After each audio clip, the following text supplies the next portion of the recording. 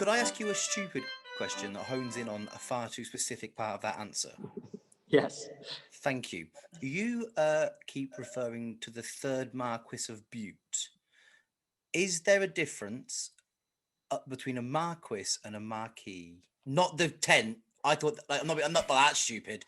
Like, I thought that the Marquis de Sade, is it just pronunciation? I think it's Or is just pronunciation, yeah. Right, Although, there you go. you know, obviously, because you can spell that Quuis, can't you? Whereas we're talking Queess. So the Marquis of Bute, which was a title.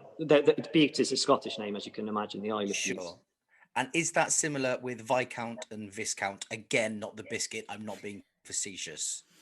You know what? I don't know. I'm guessing it probably is. Let's say yes. I think I would gamble on that, Thanks. Chris. Thanks. Where's Thank you for your wonderful answer. Where's a Marquis on the Baron, Earl, King, Peasant scale?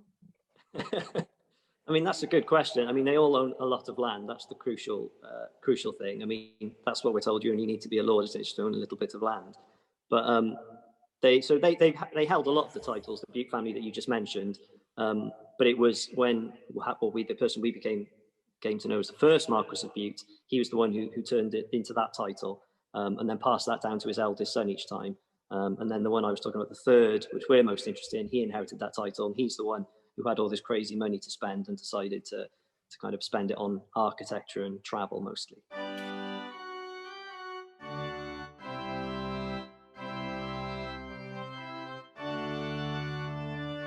And am I right that money came out of mining? Yes, I mean, they're a very rich family anyway. So they're from the Isle of Bute in Scotland.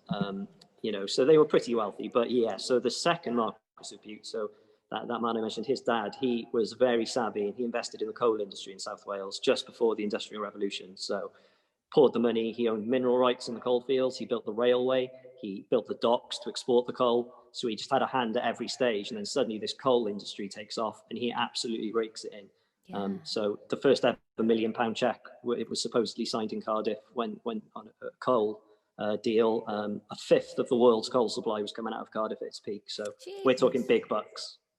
Is that the transatlantic seam, the famous coal seam that's in Wales? Yeah.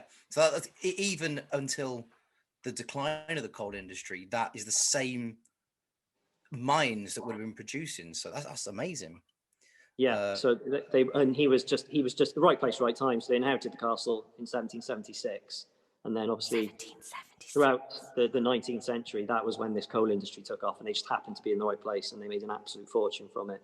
And then the second Marquis was the businessman. His son was the philanthropist, I suppose. He was the one who was more interested with spending it than making it. Yeah. Do you reckon every time they had a baby, it came out and they went, "Cool, that's a Bute"? Because that's what I do. He's a Bute, isn't he? There's a reason you're not a Marquis, Laura.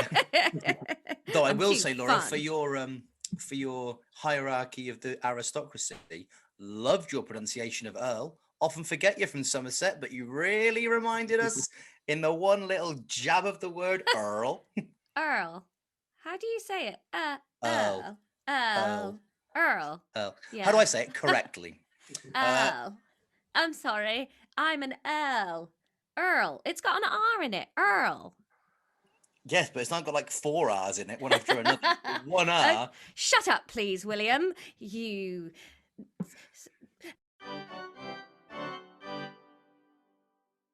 So you've mentioned like invaders quite a few times in the history of the castles. It was like a proper military thing. It wasn't a ceremonial castle being used.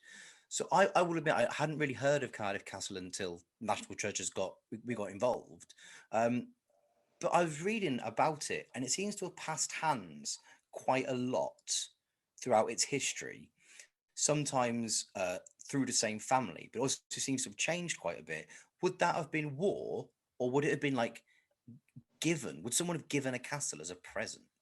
Yeah, so it was really never claimed in war. It was almost always handed on, either by a monarch handing on to one of their favourite in the court to be a lord or lady of Glamorgan, kind of the local area, or it was went through marriage, which is what happened so many times, especially kind of after that Norman period we're talking about. It's almost always someone married into a family and as such inherited the castle. And either treated it as just a little bit of land they owned, or some of them did choose to live here. And then, well, yeah, just keeping out kind of the locals who were the real invaders, trying to get back into what was they saw as rightfully theirs. You know, it's their city, it's their country, and all these people have been installed by some other power. So you've got the Welsh attacking the castle to try and kind of reclaim it. See, that's the thing I can never quite get my head round with medieval fighting, is that you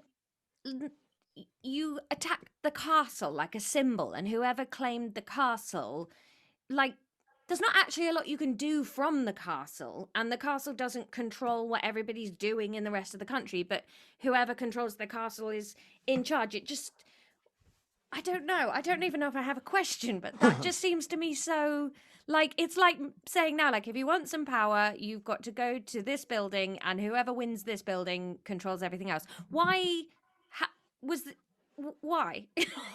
I mean, so yeah, you're right. Yeah, Lloyd, why? It's symbolic in many ways. You're right, but obviously you've also got the benefit that if the person who you're trying to oust is in the castle at the time you attack it, you've then got them, and you can either kill them or send them away, or kind of parade their mutilated body through the streets as a show of strength. So you know, some of the times it was attacked, people were captured for ransom.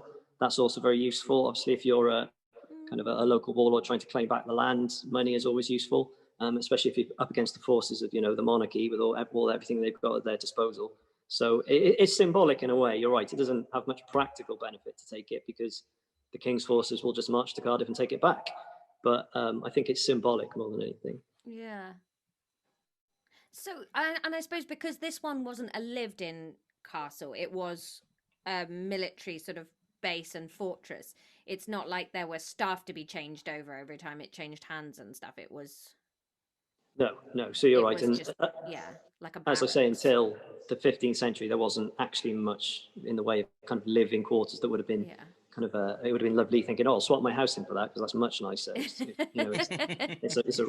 a ruin, and it's being attacked all the time. But after that, when you get into the kind of 16th, 17th centuries, it becomes much more livable, and this house I'm sitting in now gets redeveloped so many times to be more kind of modern and comfortable. It'll get stripped away and turned into a Georgian kind of a stately home, and then that gets stripped out and gets turned into a Victorian Gothic palace that we got now. You mentioned that that exhibition was like a family day. Would you say also suitable for a, let's say, I don't know, a 34-year-old bold, handsome man? Oh yeah, of course, absolutely, yeah. Great. You know, if you don't mind a little bit of blood, I'll tell Tom Allen. Can I make a request though? Because, Will, I don't want you to interrupt this.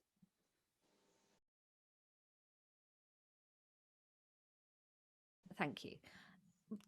Please don't make this for the children, because they don't pay to come in. And do you know who has paid? Me. And I get annoyed when all the activities are for the freeloaders and there's nothing for me to do. Like, it's all very well like, oh, and there's an archery competition for the children, but they've paid fuck all ticket money. I'm the one coming back and paying again. So can I please enter an archery competition? Thank you very much. That's all. You don't have to humour